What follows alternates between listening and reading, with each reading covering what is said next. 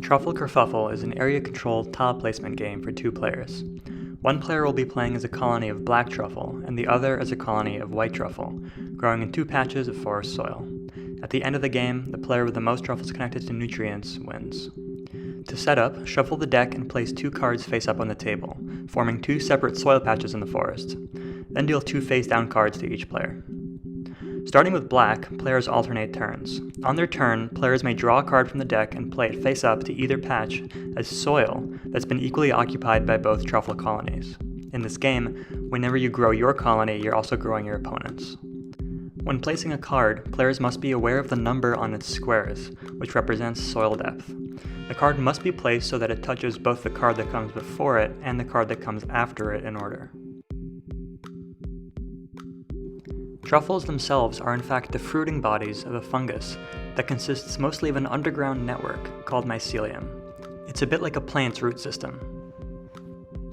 Some of the soil squares in this game contain pure mycelium, while others also have truffles in them. For those truffles to be viable, they'll need to be connected to trees, with which truffle colonies have a symbiotic relationship.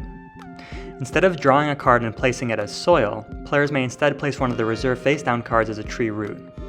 Any truffles connected to a tree root via squares of its color score as a point each. Tree roots also strengthen any connected mycelium paths, preventing players from overlapping any square in the path.